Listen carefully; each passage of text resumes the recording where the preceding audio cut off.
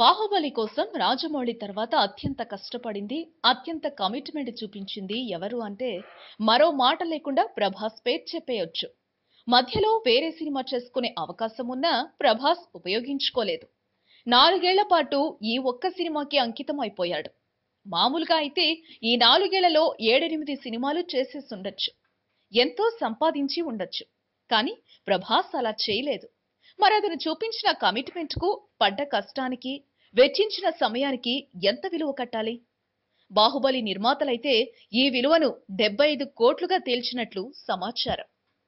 బాహుబలి 2 భాగాలకు కలిపి ప్రభాస్ కు 75 కోట్ల రూపాయల పారితోషికం ముట్టినట్లు యూనిట్ వర్గాలు చెప్తున్నాయి. ఇదే ముందుగా చేసుకున్న ఒప్పందం మొత్తం కాదు. ముందు తొలి భాగానికి 2 ఏళ్లకు పనిచేయటానికి ప్రభాస్ ఒకప్పటి తన రేంజ్ ప్రకారమే పారితోషికం అడిగాడు.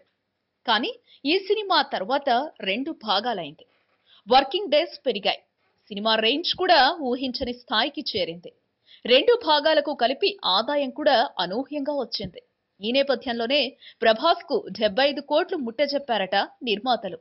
దీన్ని బట్టి బాహుబలి సృష్టికర్త రాజమౌళికి ఈ సినిమాలో కీలక పాత్ర పోషించిన అతడి కుటుంబం మొత్తానికి ఎంత పారితోషికం అంది ఉంటుందో అంచనా వేయొచ్చు. ప్రభాస్ విషయానికొస్తే బాహుబలికి ఊహించని స్థాయిలో పారితోషికం అందుకోవటమే కాదు, ఈ సినిమా ద్వారా చాలా పెద్ద రేంజ్ కి వెళ్లిపోయాడు. బాహుబలికి ముందు ప్రభాస్ సినిమాకి 25 నుంచి 30 కోట్ల బిజినెస్ జరిగేది. ఇప్పుడు అతనొక్కడే ఆ స్థాయిలో పారితోషికం అందుకునే స్థాయికి వచ్చేశాడు. ఈ వీడియోపై మీ విలువైన కామెంట్స్ ని మాతో షేర్ చేసుకోండి. అండ్ ఇంకో విషయం, సబ్స్క్రైబ్ చేయడం మర్చిపోకండి.